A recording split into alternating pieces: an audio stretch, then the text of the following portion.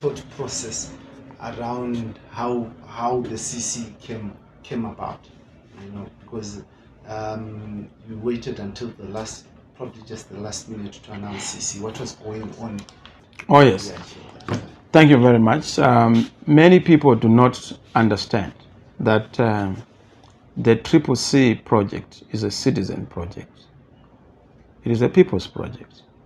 We did not just wake up. In fact, God is in it. It has a God element, because we did not just come into it. There's a reason why we had to be moved out of our Egypt of politics and delivered into Canaan. Egypt being out of MDC and being introduced into the new politics of the CCC. It was a product of a lot of inspiration, revelation, but also consultation with the citizens. We spent the last quarter of 2021 consulting different stakeholders, the churches, traditional leaders, trade union leaders, and their various institutions, young people across the length and breadth of our country. We also had to consult women groups and various other organized groups, business included. And they told us that what they wanted was a new vehicle. But not just a new vehicle, they also wanted new substance and new politics. And of course, apart from just having a new organization, we also had to have a new software and new substance in politics. So that is how we ended up coalescing around the convergence narrative, which is basically a new consensus of the people of Zimbabwe to respond to years of oppression, decades of injustice. So CCC is a response to what's broken about our politics. CCC is an embodiment of that answer to the call for dignity, the call for justice, the call for diversity, the call for the primary consideration of citizens as the most important element for considering decision making. So citizens at the center, citizens first, in decision making, in policy making, in priorities, in programming, in budget making. Citizens must matter, even in the most important elements in elections, even in forming and constituting government, in making and unmaking leaders, citizens first, in delivering everything, services, citizens first. So it's a philosophy that places the citizen at the center, and not the politician, and not the leaders, and not those who are in the lofty offices of our society. So that is the whole story about. Was there any resistance as you tried to bring in? Because we do appreciate that there are a lot of people who were still entrenched in the MDC name, and they felt that there was a lot of investment that had gone into that name. Was there any in the cockpit? Was there any resistance? Well, there's no cockpit, because now we are moving from the cockpit of the elite institutions, like the previous one. We are now moving into the politics of making sure that we are all in the cockpit. We are all driving this very important big machine. We are all drivers in this big ship. And CCC is not a speedboat, so you don't just turn it willy-nilly. It's a big ship, so its turning takes time. Yes, resistance will always be there, because there are those who have the remnant of the old politics.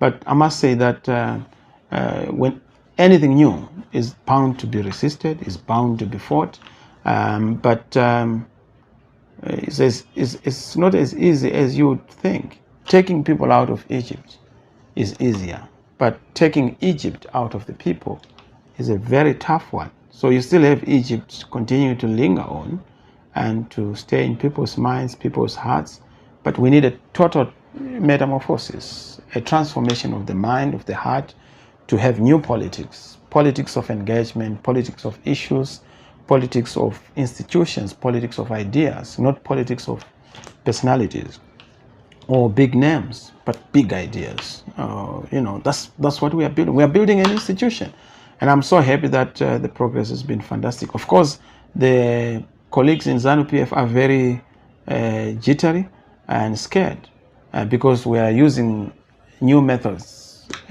unconventional methods. We've realized that we have to be inventional, disruptive, and we must be able to bring new politics and new strategies and new tactics.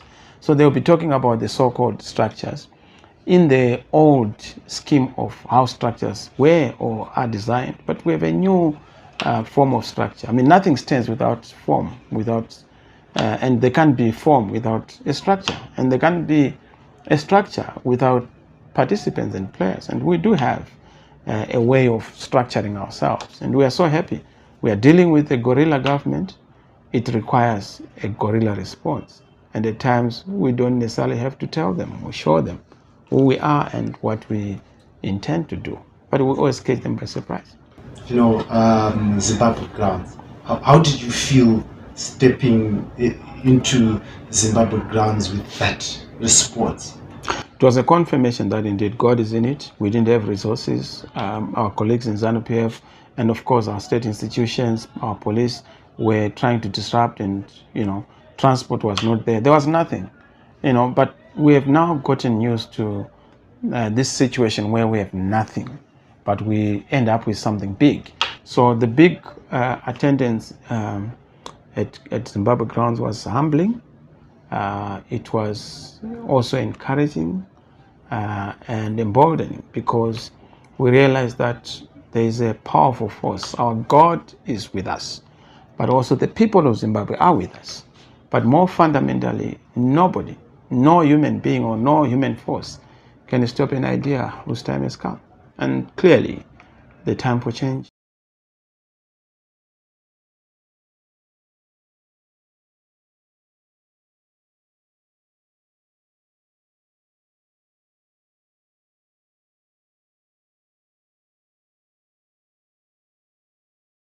Change is upon us. Change is the only natural default setting. Even for those in ZANU, they can't resist it, because change is calling and knocking at each and every Zimbabwean's heart.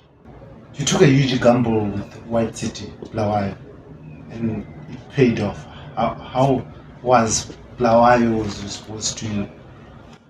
Well, look, all our rallies have been fantastic. You go to any rally, whether it's in the urban areas or in the rural areas. Bulawayo was fantastic. White City, we filled it to capacity. You look at Zimbabwe grounds, probably the largest crowd ever. And this is just a by-election launch. We have not launched the People's Party, the People's Movement. We have just introduced it. The launch is going to come, and we are preparing for that launch, and it's going to be very soon. We have to start working on other processes, laying the foundation, the grassroots, making sure that we are rooted and grounded in the communities in an organic way. So our program, Mgwazo program, is to make sure that we give birth to a giant and massive movement that's going to come, which is a universal response to our universal challenges. So yes, our rallies have been fantastic. All stadiums, we have filled them to capacity, and it's not because we are smart or because of our own capacities, but as I indicate, our Father, our God in heaven, is with us. That's why I always say God is in it, which is not just a slogan, but a clear statement, a declaration of faith and the confidence that we have that whatever we're going to achieve is for His glory. Which one was your best rally going to March 26? Which one was the best rally? Oh, it's very difficult. I mean, each rally has its own dimension and its own unique aspects. I mean, Sakuba was exciting. It had its own interesting aspects around the mood of the change champions in the stadium. White City was also very good. It is always like very deep and very strong in messaging. You talk of Mukoba. Mukoba was also quite another level. So you could go on and on. We even had Cholocho, very powerful.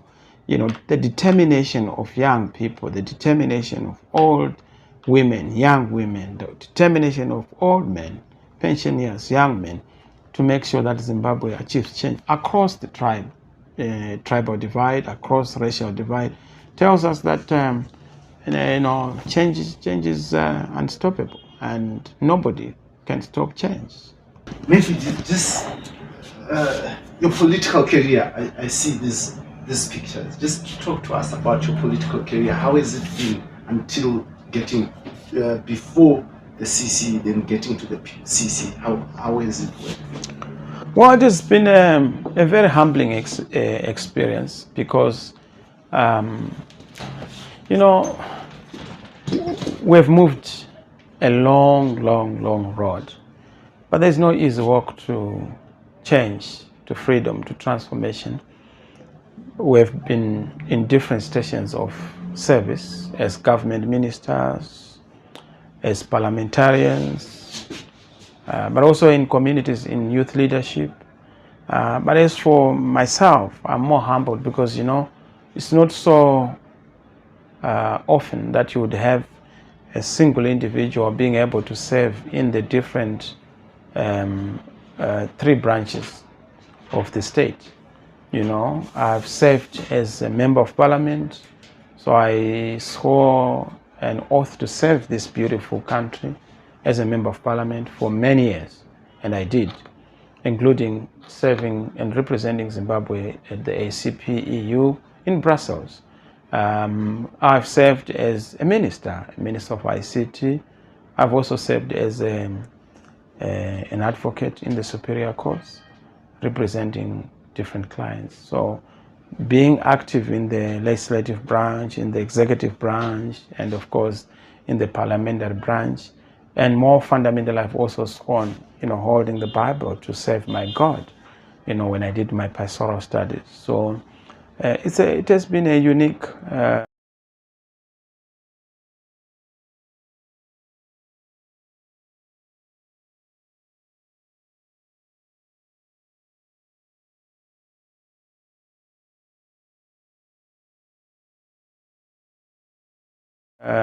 experience, very unusual, but I'm thankful to God. At this particular moment, you were standing with President Robert Mugabe, President Jacob Zuma. Why is this particular picture an important aspect that you immortalized it here? Well, these are just moments. They mark the different episodes in life. We have served, at various levels, national level, global level, and we're just reflecting on the journey that we have so far traversed. Looking now, let's talk from the time the results came. 19 seats you won, and now you're looking into the bigger pot, 2023 general elections. Let's just talk about that. Well, look, we have done very well. For a party that was launched in January to hit close to 75-80% of the vote, that's huge. We had 19 out of the 28 seats that were up for a contestation. And of course, in the local authorities, we've had close to about 88, 89, 90 seats out of the 120 something that were contested. That's an impressive record. It has never happened. These guys thought that they had buried us.